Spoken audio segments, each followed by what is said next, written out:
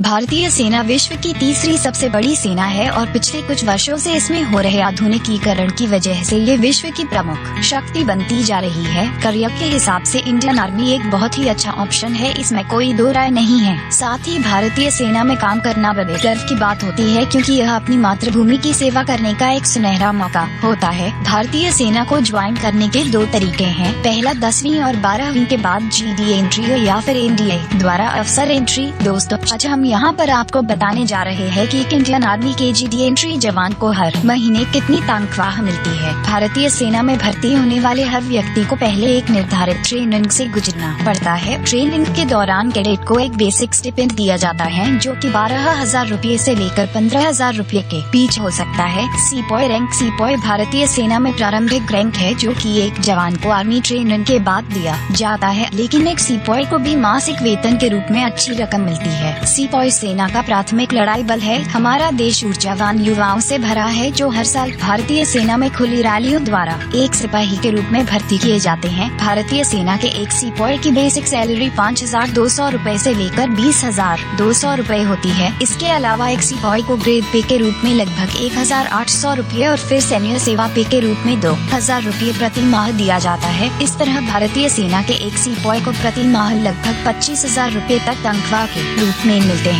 नायक rank. भारतीय सेना में जब एक सीपॉय को प्रमोशन मिलता है तो उसे नायक का रैंक दिया जाता है। कम से कम 5 साल के लिए भारतीय सेना में सीपॉय के रूप में सेवा करने वाले व्यक्ति सेना में नायक बनने के योग्य हैं। भारतीय सेना के एक नायक की बेसिक सैलरी 5,200 रूपए से लेकर 20,200 रूपए होती है। इसके अलावा एक नायक को ग्रेड पे के रूप में लगभग 2,400 रूपए और सैन्य सेवा पे के रूप में 2,000 रूपए प्रति माह दिया जाता है। इस तरह भारतीय सेना के एक नायक को प्रति माह लगभग 30 से लेकर 35,000 रूपए तनख्वाह के रूप में मिलते हैं। हवलदार रैंक। भारतीय सेना में जब एक नायक को प्रमोशन मिलता है तो उसे हवलदार का रैंक दिया जाता है। आर्मी में एक सैनिक को हवलदार बनने में आमतौर पर लगभग 15 वर्षों तक का समय लग जाता है। भारतीय सेना के एक हवलदार की बेसिक सैलरी 5,200 रूपए से लेकर 20,200 रूपए होती है। इसके अलावा एक हवलदार को ग्रेड पे के रूप में लगभग 2,800 रूपए और सैन्य सेवा पे के रूप में 2,000 रूपए प्रति माह दिया जाता है। इस तरह भारतीय सेना के एक हवलदार को प्रति माह लगभग 40,000 रूपए तक तनख्वाह के रूप में मिलते हैं। सूबेदार रैंक। भारतीय सेना में हवलदार बनने के बाद लगभग 80% जवान रिटायर हो जाते हैं। शेष 20% जवानों को वैकेंसी और योग्यता के आधार पर पदोन्नत कर JCO जूनियर कमीशन ऑफिसर का रैंक दिया जाता है। भारतीय सेना के एक सूबेदार की बेसिक सैलरी 9,300 रूपए से लेकर 34,800 रूपए होती है। इसके अलावा एक सूबेदार को ग्रेड पे के रूप में लगभग 4,600 रूपए और सैन्य सेवा पे के रूप में 2,000 रूपए प्रति माह दिया जाता है। इस तरह भारतीय सेना के एक सूबेदार को प्रति माह लगभग 45,000 सेकंड लेकर 50,000 रूपए तक तनख्वाह के रूप में मिलते हैं। सूबेदार मेजर रैंक। भारतीय सेना में जब एक सूबेदार को प्रमोशन मिलता है तो उसे सूबेदार मेजर का रैंक दिया जाता है। यह रैंक सेना में GD एंट्री से आए व्यक्ति के लिए सबसे सर्वोच्च रैंक है। भारतीय सेना के एक सूबेदार मेजर की बेसिक सैलरी 9,300 रूपए से लेकर 34,800 रूपए होती है। इसके अलावा एक सूबेदार मेजर को ग्रेड पे के रूप में लगभग 4,800 रूपए और सैन्य सेवा पे के रूप में 2,000 रूपए प्रति माह दिया जाता है। इस तरह भारतीय सेना के एक सूबेदार मेजर को प्रति माह लगभग 65,000 रूपए तक तनख्वाह के रूप में मिलते